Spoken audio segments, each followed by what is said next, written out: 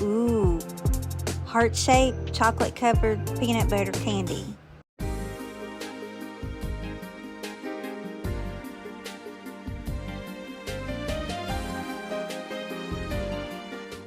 Hey y'all, it's April. Thanks for stopping by my crazy creative life.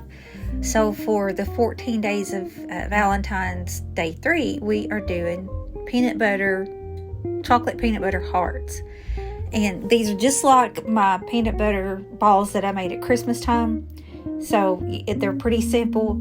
You just start off with 1 stick of salted butter. Make sure it is very, very soft. You don't want it melted, but you do want it extremely soft. To that 1 stick of butter, you're going to add 1 cup of peanut butter of choice. Now I always use Jif peanut butter for any of my candy making. Then we're going to add a teaspoon of vanilla extract, and that's my homemade vanilla, and about ½ a teaspoon of salt, and that was the pink Himalayan. I always start out, now you don't have to, this is just me, but I like to mix it up first, and I usually mix it up with my hand. To me, being able to feel it means more, because I know when it's ready by feel, if that makes sense what I'm trying to say. Some people may think it's gross, but my hands are exceptionally clean.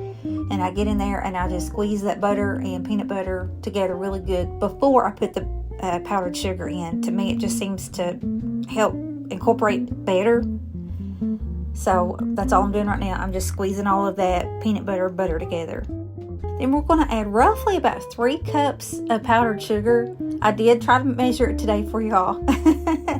And it was roughly about 3 cups of powdered sugar. So you just want a dough that actually honestly feels like a bread dough. If you are familiar with making bread, then a bread dough, a biscuit dough, something along that line. That's about what it's going to feel like when it's ready. When you know that you can either roll them out, cut them out into shapes, or you can just take your little cookie scoop. That's what I've done for Christmas time, and roll them into like little balls. Normally that's what I do, but this I thought would be cute to shape into hearts, and you'll see that here in just a minute.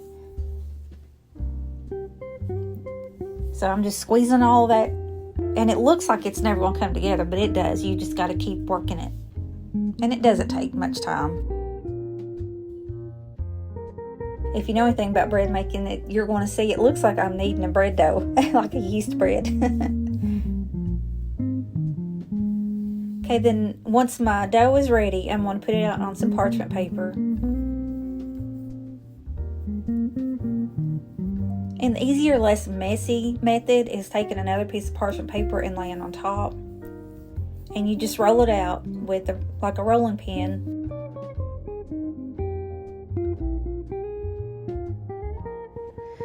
Here I'm rolling it with the parchment paper, and I take some chopsticks and put it on each side, and I try to take my roller over top of that, somewhat trying to get it the same thickness. It kind of worked.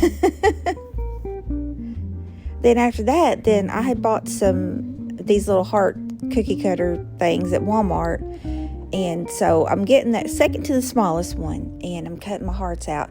For the most part, my dough was about the same thickness. Now there was some, especially toward the outer edges, that was thinner than the other, but I didn't care. It was fine. But all I'm doing is cutting these out, and I leave these on the parchment paper because I figured it'd be easier. I thought it'd be easier just to remove the uncut part and leave the cut part on the parchment paper. Now I'm trying to slide it on my cookie sheet, but I had got my small one, seeing that it was a little bit too small, so I come back and get my extra large one and put it on that. Then I just roll out the remainder of the dough and keep cutting out my shapes until I get all this dough cut up. Then I put them in the freezer to freeze before I get them out and dip them in my chocolate. And so now I've got my chocolate, and you can do your chocolate any way you want. Also, around Christmas time, I have several videos where I made chocolate candy, especially like these peanut butter balls and my coconut balls. You can go back and watch that, how I did my chocolate, but you do your chocolate however you want to. You can melt it with wax or just not have wax at all, or you can melt it with coconut oil, or just get the melting wafers made for dipping. So there's different things you can do. But anyway, start dipping my chocolates, and they're not as froze as I wish they were, so they're giving me a little bit of grief. Normally I use that candy tool and it works real good, but for these hearts it did not work good at all. So that's why I end up getting just a toothpick, and I poke it in there and then dip it. Then I take a second toothpick and try to help me to get it off of the first toothpick onto the parchment paper.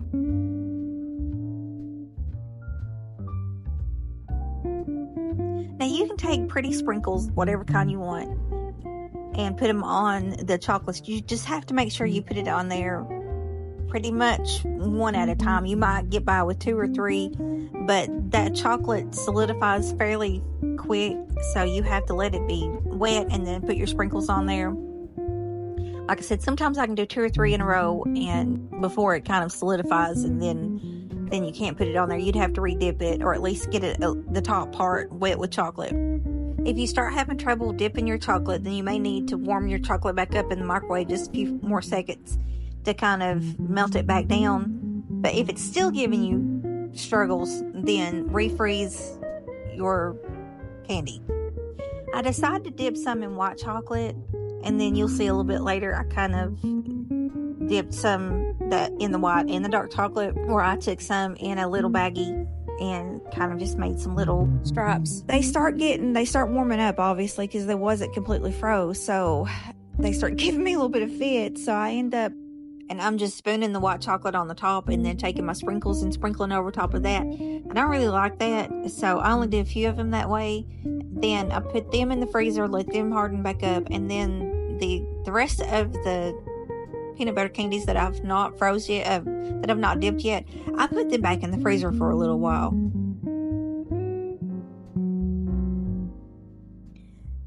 Now the ones that I had already dipped and I was trying to get them to harden up a little bit faster, so I just kind of wrapped up my parchment paper around them and I slid them onto a cookie cooling rack and slid them in my freezer for, I don't know, 5-10 minutes or so, just long enough for them to harden up where I could put them into my plastic container.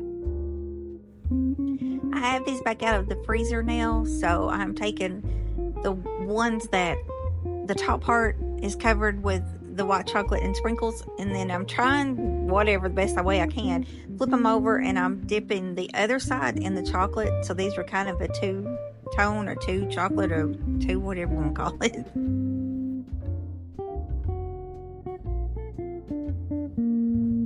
Now here is where I took some of the white chocolate, just a little bit, and melted it, and I pour it into just a sandwich Ziploc bag, and I cut, the teeniest, tiniest little piece off the corner of that bag. That way it's not, too big and just glopping out there. But I will tell you, this stuff cools fast.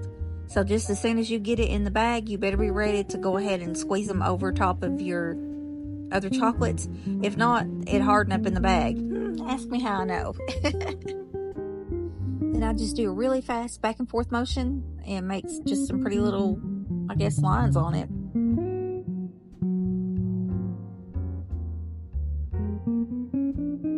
Then you want to store them in an airtight container, and I personally like to keep them in the refrigerator. I think they're much better if they're cold versus being out on the countertop, room temp.